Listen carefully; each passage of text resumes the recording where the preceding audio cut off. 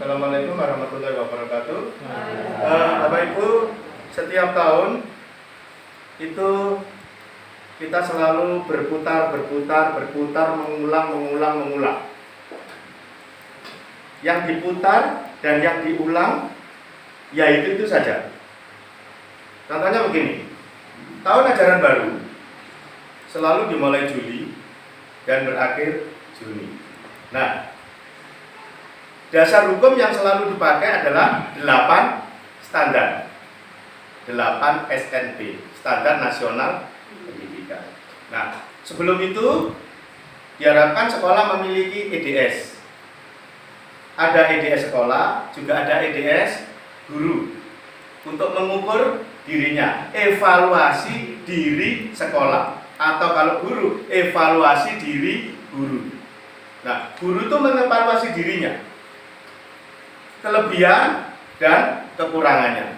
Setelah ditemukan hal tersebut, maka kekurangannya ini nanti mau diapakan oleh guru, termasuk di sekolah.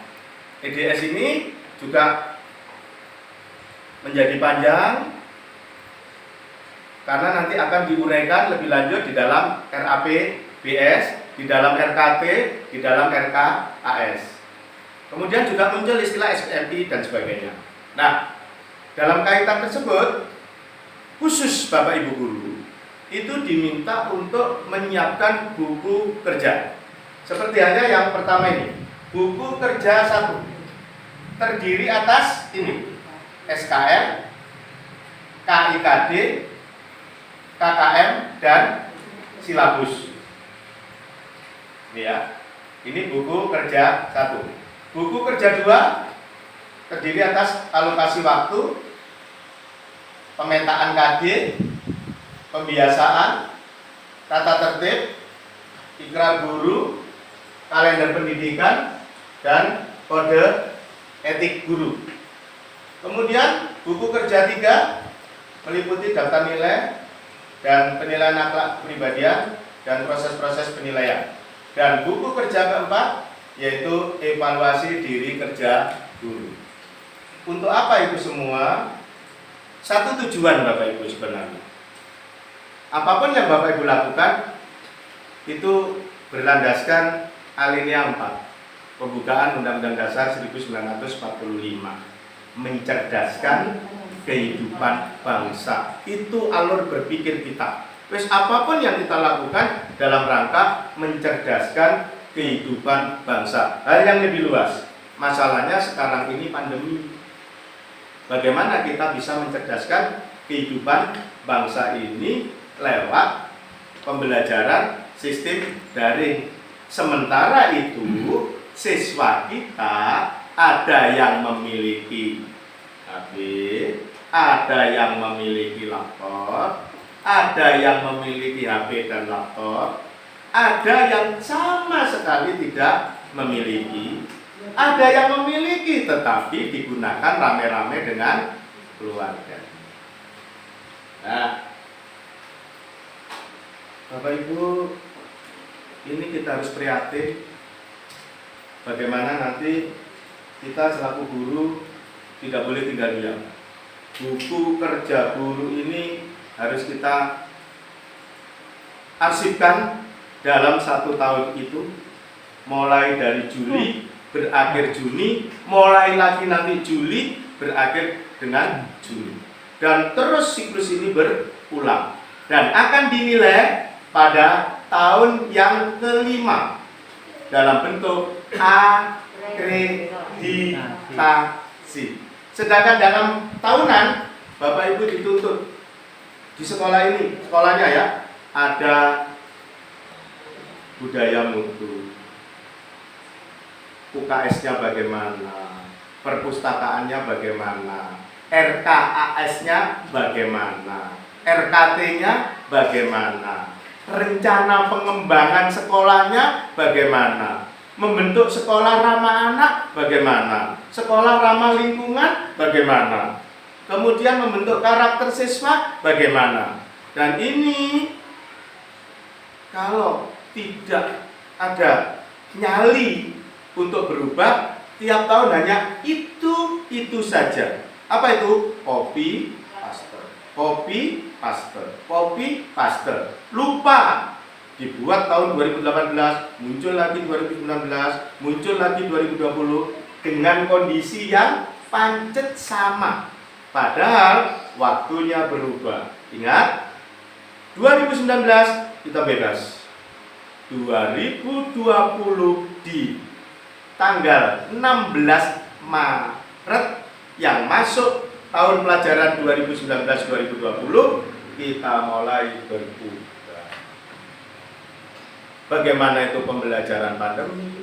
Bagaimana itu RKAS di masa pandemi, RKT di masa pandemi, program-program di masa pandemi, bagaimana mengelola ramah anak di masa pandemi, bagaimana ekskul di masa pandemi. Ini Bapak Ibu yang harus kita coba untuk menelaah lebih dalam lagi. Bagaimana SKKD yang telah ada, bagaimana pemetaan KD di masa pandemi ini. Ayo Bapak Ibu terus berjuang untuk anak didik kita.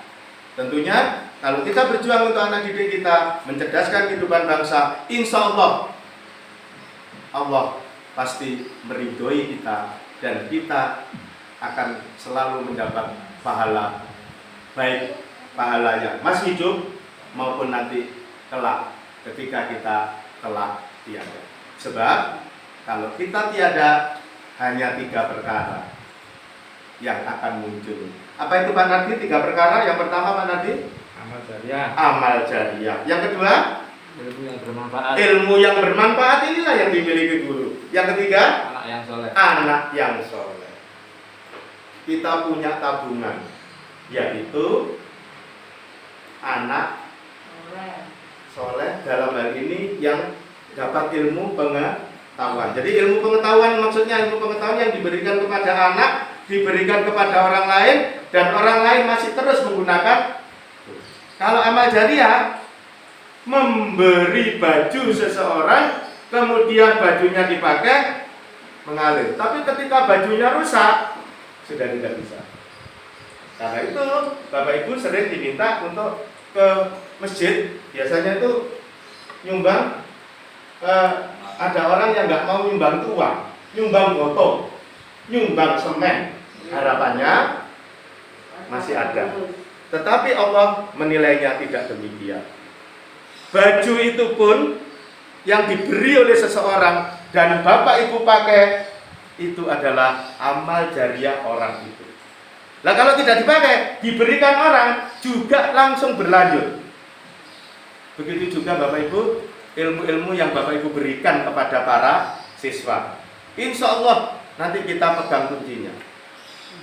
Tapi kita mampu nggak nanti? Kita kan sudah punya kunci. Mampu nggak kita membuka kunci surga? Bapak Ibu, ini hari raya yang terakhir untuk COVID. Mudah-mudahan tahun depan COVID ini sudah tidak datang lagi di hari raya.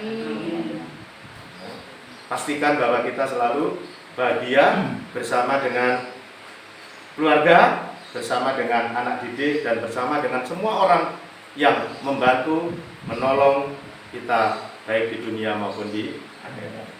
Terima kasih. Selamat mengerjakan, menyelesaikan buku kerja dan bank data. Semoga sukses baik di SDN Wonokusumo 4 maupun di tempat-tempat lain. Wassalamualaikum warahmatullahi wabarakatuh. Waalaikumsalam.